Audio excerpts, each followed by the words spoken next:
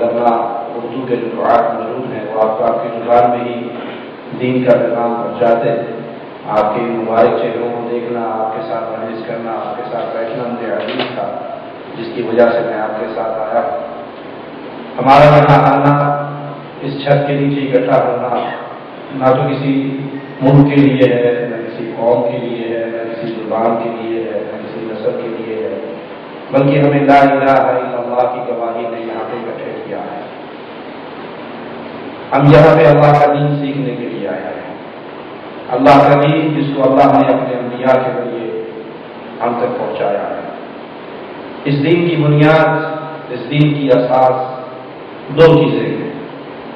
پہلی چیز علم نافع، مفید علم، اور دوسری چیز اس مفید علم کے ساتھ عمل. یہ علم ہمیں کہاں سے ملے گا؟ قال اللہ و قال رسول سے. اسلام کا صافی چشمہ اللہ کی کتاب، رسول اللہ صلی اللہ علیہ وسلم کا فرمان. اس نقطے کو اپنے دل کے اندر پختہ کرنی چاہیے کہ اسلام نام ہے دو بات، اللہ کا فرمان اور رسول اللہ صلی اللہ علیہ وسلم کا فرمان.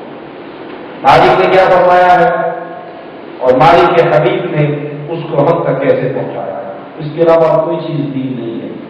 یہ دین کا سرچشمہ ہے، یہ دین کا منبع ہے، یہ دین کی اصل ہے. کس حضرت کا کیا قول ہے، کس بابا جی نے کیا فرمایا ہے، کس شیخ جی کی کیا بات ہے، اس کا دین سے کوئی تعلق نہیں. دین نام ہے دو بات، یہ اصل ہے. علم حاصل کرنا سلف صالحین کا جو طریقہ کار رہا ہے، علم کو حاصل کرتے اس لیے نہیں کہ لوگ نے علماء کہیں، اس لیے نہیں کہ اس علم کے ذریعے وہ لوگوں پہ فخر کرے، اس لیے نہیں کہ کوئی ان کو سمجھانے لگے تو میں نے پتا تو چپ کر، میں تینوں ذرا جانتا، میں بھی جانتا، مجھے بھی پتا، چپ کر. اس لیے نہیں، اس لیے علم حاصل کرتے تاکہ اس پہ عمل کیا جائے. مفید علم پر عمل کرنے سے انسان اللہ کی جنت میں داخل ہوتا ہے. صحابہ کرام بیان فرماتے ہیں کہ ان پہ اگر 10 آیات اللہ کے نبی صلی اللہ علیہ وسلم پہ نازل ہوئی اور انہوں نے اس کو یاد کیا تو 10 کی 10 پر انہوں نے عمل کر کے دکھایا. جو بات ان تک آتی اس کو یاد کر. یہ سلف کا منہج، یہ اصحاب رسول صلی اللہ علیہ وسلم کا منہج، یہ تابعین، تبع تابعین، ائمہ دین، محدثین کا منہج یہ ہے کہ وہ جو چیز سیکھتے پھر اس پہ عمل کرتے. وہ اس لیے نہیں سیکھتے کہ عمل کی بات رہنے تو آنا چاہیے، نہیں، وہ اس کو اللہ کی عبادت جانتے. وہ قرآن مجید کی آیات، اس حدیث کے اندر ذکر ہے کہ جب پردے کی آیات آئی، سیدہ عائشہ رضی اللہ تعالی عنہا فرماتی ہیں میں نے انصار کی عورتوں سے بڑھ کر کسی کو اللہ کی آیات پر عمل کرتے ہوئے نہیں دیکھا کہ جس دن پردے کے احکامات کی آیات نازل ہوئی، صحابہ نے جا کے اپنے گھروں میں بتایا. انصار کی عورتیں ساری رات چادریں سینوں میں گزار دیتی ہیں اور فجر کی نماز برقعے کے اندر چھپ کے آگے بڑھتی ہیں. تو صحابہ کرام نے یہ منہج دیا امت کو، قیامت تک آنے والے مسلمانوں کو، کہ وہ دین سیکھے، وہ علم حاصل کرے، علم حاصل کرے تاکہ اس پہ عمل کیا جائے. سیدنا ابو ہریرہ رضی اللہ عنہ بازار سے گزر رہے اور کہنے لگے مسجد رسول صلی اللہ علیہ وسلم میں رسول اللہ صلی اللہ علیہ وسلم کی میراث تقسیم ہو رہی ہے، تم یہاں بیٹھے ہو وہاں میراث بٹ رہی ہے.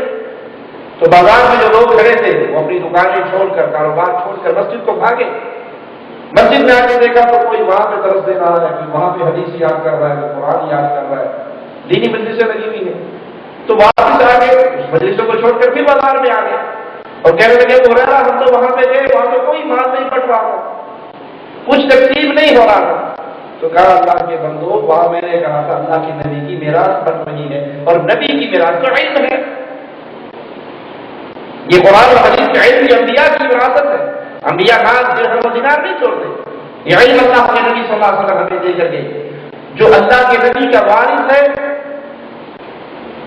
وہ یہ دیکھے کہ اس کے سینے میں رسول کا دیا ہوا کتنا علم ہے. ہم میں سے ہر کوئی چاہتا ہے اللہ کے نبی کے وارث بن جائے، چاہتے ہیں یا نہیں؟ سارے چاہتے ہیں، ہاتھ اٹھائے سب چاہتے ہیں، سب اللہ کے نبی کے وارث بنے۔ تو اللہ کے نبی نے کیا دیا ہے؟ اللہ کے نبی کا ورثہ کیا ہے؟ وہ وراثت کیا ہے جس کے ہم وارث بننا چاہتے ہیں؟ وہ ایک قرآن ہے اور ایک پیارے حبیب کا فرمان، تیسری چیز نہیں ہے۔ تو آپ یہ دیکھیے کہ آپ نے قرآن کا کتنا علم حاصل کیا، رسول اللہ صلی اللہ علیہ وسلم کی احادیث کا کتنا علم حاصل کیا، آپ کی نماز کا طریقہ، آپ کا روزے کا طریقہ، آپ کا حج کا طریقہ، آپ کا جہاد کا طریقہ، آپ کا صدقہ خیرات کا طریقہ، آپ کا نکاح کا طریقہ، طلاق کا طریقہ، کتنے طریقے ہیں جس کے اندر ہم امام الانبیاء، امام کائنات محمد رسول اللہ صلی اللہ علیہ وسلم کی احادیث کو اپنے لیے فائنل اتھارٹی سمجھتے ہیں۔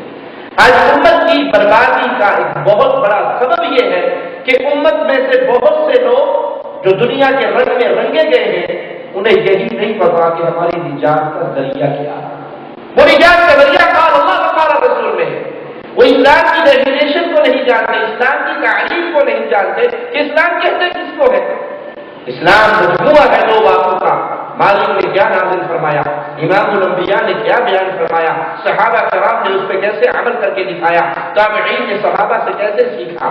تو ان کا طریقہ کار دین کو سیکھنا، علم کو حاصل کرنا، پھر اس پہ عمل کرنا، اور اس کو وہ اللہ کی عبادت کا ذریعہ بناتے ہیں۔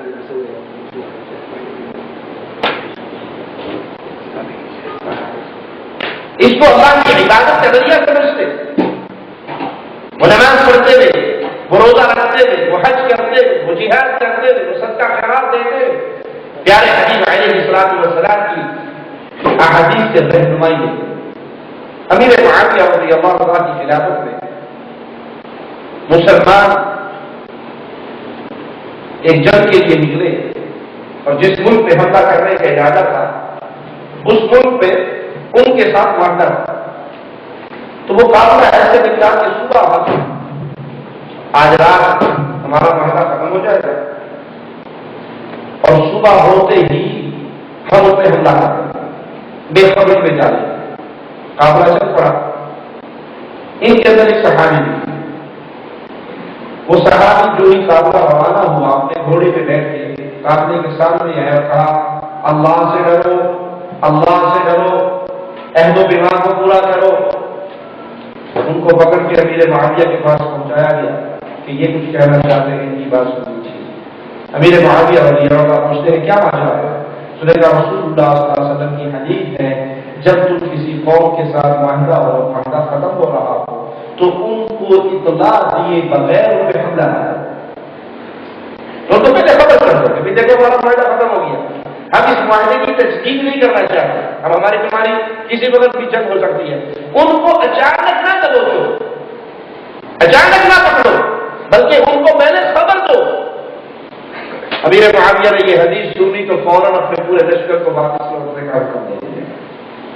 یہ ہے اس علم کا فائدہ کہ آپ کو احادیث کی خبر ملے، پھر کائنات پوری کی بات ایک طرف ہو اور آپ الانبیاء کی بات ایک طرف ہو، آپ کائنات کی بات چھوڑ دو، نبی کی بات ہو۔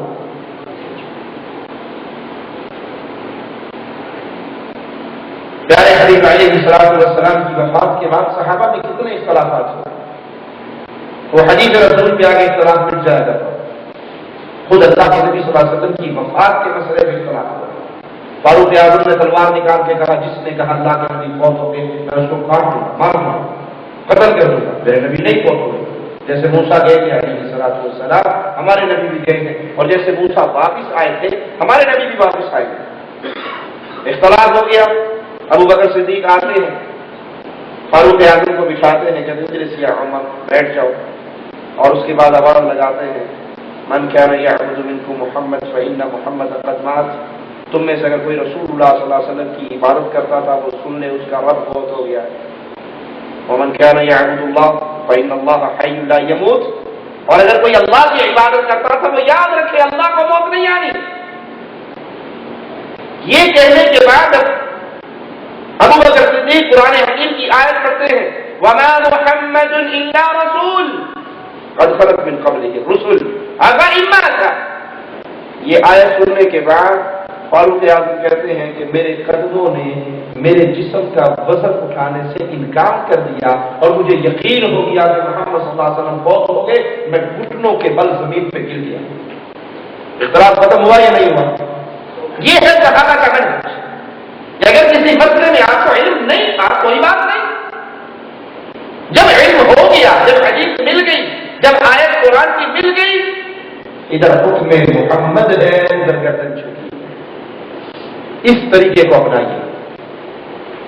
ایک ایک مسئلے کے اندر اللہ کے حبیب علیہ الصلوۃ والسلام کو دیکھیے، آپ نے کیا فرمایا۔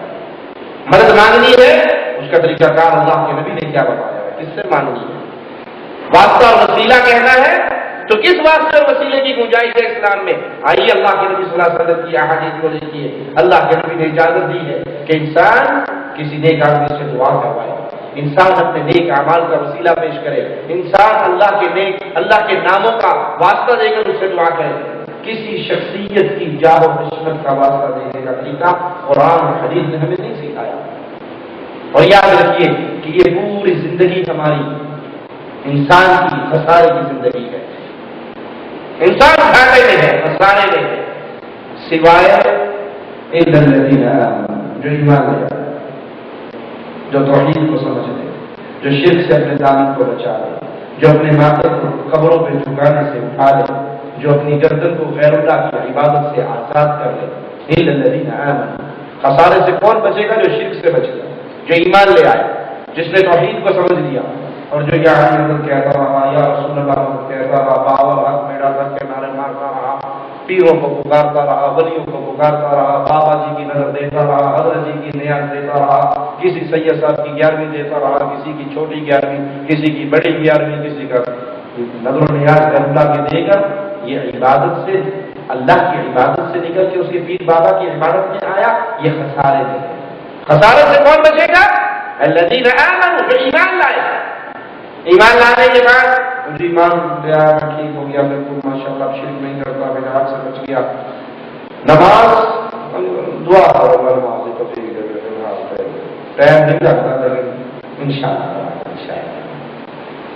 ٹائم نہیں لگتا، ابھی نہیں پڑھتا ہوں، دعا شرک تو نہیں کرتا، شرک تو نہیں کرتا، یہ شیطان کا دھوکہ ہے۔ خسارے سے بچنے کے لیے دوسری سیڑھی جس کو شیخ بیان کر کے وہ کیا تھا، عمل الصالحات، ایمان لانے کے بعد عمل صالح کریں، نیک اعمال کریں۔ آپ نے نماز کے فوائد سنے، اب نماز پڑھیے، روزے کے فوائد سنے، روزہ رکھیے، ذکر کے فوائد سنے، ذکر کیجیے، صدقے کے فوائد سنے، صدقہ کیجیے، زکات کے فوائد سنے، زکات کیجیے، داڑھی کے فوائد سنے، داڑھی رکھیے، پردے کے فوائد سنے، عورتوں کو پردہ کروائیے، قرآن حفظ کرنے کے فوائد سنے، اولاد کو حفظ کرائیے، خود اپنی طاقت کے مطابق حفظ کیجیے، جس چیز کو سنے اس پہ عمل کریں۔